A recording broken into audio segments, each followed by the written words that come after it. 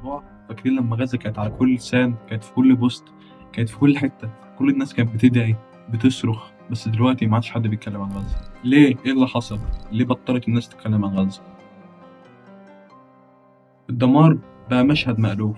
ده سبب في ان الناس بطلوا يتكلموا عن غزة.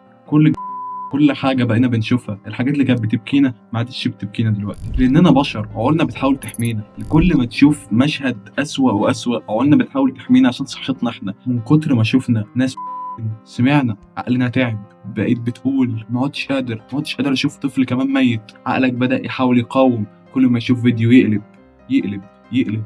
بطلت بتفكر فيهم، بطلت تدعي لهم. بس غزة لسه هناك، المشاهد لسه حقيقية، الحرب لسه ما وقفتش. كل حاجة بقت حصل انتخابات، في زلزال حصل، الإعلام بيجري ورا الطريق الجديد، لأن بقت كل المواد الإعلامية موجودة، ما عادش حد بقى بيدور. بس كل ده بيحاول يغطي على الدم اللي هناك، لسه الدم اللي بينزف، اللي بتقع. الناس بيتباع الترند بيبعد عن غزة، مش عشان ده ما بيحصلش، بس هما بيتجاهلوا. الإحباط واليأس، كل الناس اتبرعوا قطعوا، بس ما عادش بيقولوا، ما عادش في فايدة. كل ما بنعمل مفيش. الحرب ما بتقفش، الحرب ما وقفتش، الظلم لسه ما انتهاش.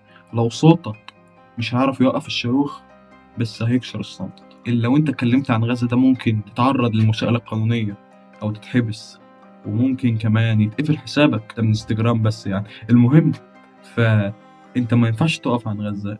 انت حاول تتكلم في بوستات، في نشر كده يعني، لا انت تحط قلب، تعمل تعليق، تساعدهم بأي حاجة. المحتوى بتاعهم ما عادش بيتشاف. طب نعمل ايه؟ حاول قول لطفلك الصغير عن غزة، اقعد اتكلم مع صاحبك، بوست حتى ستوري يا عم، اي حاجة تشق معاهم الدنيا. حاول تفكر الناس بغزة.